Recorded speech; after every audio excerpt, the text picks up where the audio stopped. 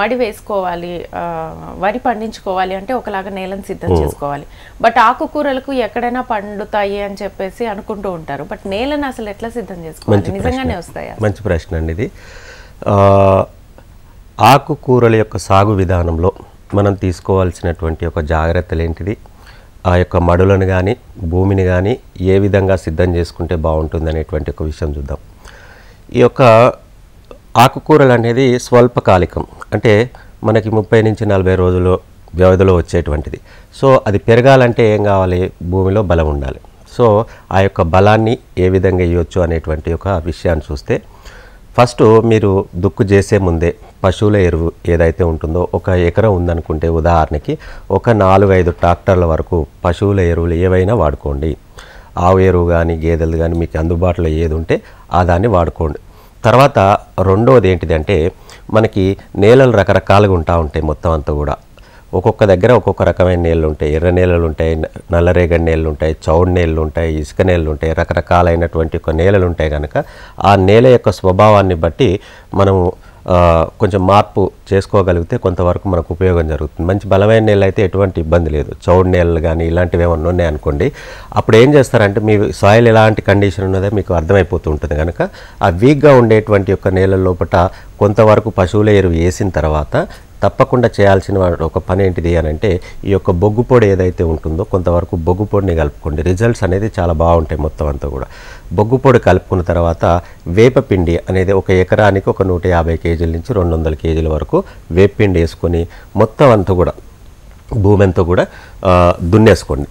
దున్నిన తర్వాత ఏం చేయాలి అని అంటే, మన కల్టివేటర్ తోటి దున్నిన తర్వాత వెంబడినే రోటోవేటర్ వేసుకోండి. రోటోవేటర్ వేసుకోవడంతో ఏమవుతుందంటే మొత్తం అంతా మిక్స్ అవుతుంది. రాళ్ళు గీళ్ళు లాగా ఉంటాయి, గడ్డల్లాగా ఉంటాయి. కనుక ఈ గడ్డలు మొత్తం అంతా కూడా పగిలిపోయి నేల అనేది మెత్తగా ఇసుక మాదిరిగా తయారైపోతుంది అనమాట, సాయిల్ లూజ్గా అయిన తర్వాత మూడో స్టెప్ లోపల మనం తీసుకోవాల్సిన జాగ్రత్త ఏంటిదంటే, ఇక్కడ మళ్ళీ 2 రకాలైనటువంటి యొక్క పద్ధతులు అనేది మనం అవలంబిస్తూ ఉంటాం. ఒకళ్ళేమో డ్రిప్ సదుపాయం ఉండేటువంటి వాళ్ళు మొత్తం అంతా కూడా ఏంటిది బెడ్స్ తయారు చేసుకుంటాం. బెడ్స్ తయారు చేసుకోవడము లేదు, సదుపాయం లేనటువంటి వాళ్ళు ఏం చేస్తూ ఉంటారంటే మొత్తం అంతా మళ్ళు చిన్నగా 5x5 10x10 రూపం లోపల మళ్ళు కట్టుకొని మళ్ళ లోపల నీరు పారించుకోవడం అనేది జరుగుతూ ఉన్నది. సో ఇక్కడ బెస్ట్ విషయం ఏంటిది అని అంటే, ఒకవేళ మీరు పర్మనెంట్గా ఆకుకూరల సాగు చేయాలి అనుకునేటువంటి ఒక సందర్భంలో మేము ఇచ్చేటువంటి ఒక సూచన ఏంటిదయ్యా అంటే, మీరు ఖచ్చితంగా డ్రిప్ అనేది పెట్టుకోవడం ఫస్ట్ విషయం. రేజ్డ్ బెడ్స్ తయారు చేసుకోవడం, బోదెలు మొత్తం అంతా కూడా ఈ యొక్క బోదెలు తయారు చేసుకొని ఒక 2.5 ఫీట్లు వెడల్పుతోటి ఒక 1 ఫీట్ లేదంటే 10 సెంటీమీటర్ల హైట్, ఈ హైట్ అన్న మనం మెయింటైన్ చేసుకొని దాని మీద మీరు ఆకుకూరలు వేసుకోవడంతో మంచి ఈల్డింగ్ అనేది రావడం జరుగుతుంది.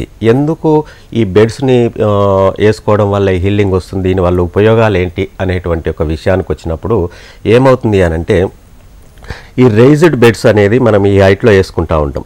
వేసుకోవడంతో ఆ పోసిన మట్టి అనేది ఉంటుంది కనుక ఆ రూట్ సిస్టమ్ ఏదైతే ఉంటుందో రూట్ సిస్టమ్ అనేది చాలా అద్భుతంగా స్ప్రెడ్ అవుతుంది ఫస్ట్ విషయం.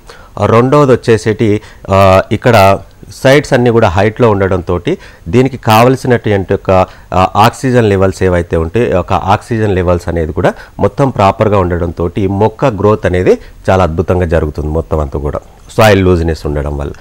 మూడో పాయింట్ ఏంటిది అని అంటే, దీనివల్ల ఇంకో బెనిఫిట్ ఏంటిదంటే, మనం మళ్ళు తయారు చేసుకున్న తర్వాత ఆకుకూరలు తీసిన తర్వాత ప్రతిసారి దున్నుకోవాలి, మళ్ళీ అన్ని సేమ్ ప్రిపరేషన్ చేసుకోవాలి, మళ్ళీ వేసుకోవాలి. దానికి ఎంతో టైం పడతా ఉంది. ఈ రేజ్డ్ బెడ్స్ వేసుకోవడం వల్ల ఏమవుతుంది అంటే, ఒకసారి మీరు వేసుకుంటే కనీసం ఒక 6-7 పంటలు అనేది దీని మీద మనం తీసుకోవచ్చు మొత్తం. అంటే సుమారుగా మీరు మెయింటైన్ చేసేదాన్ని బట్టి 8 నెలల నుంచి ఒక 10-12 నెలలు అంటే ఒక సంవత్సరం వరకు కూడా మీరు మళ్ళీ భూమిని దున్నకుండా, మళ్ళీ దీని మీద ఎక్స్ట్రా లేబర్ ఛార్జీలు కానీ దున్నకాల ఛార్జీలు కానీ ఏముండవు.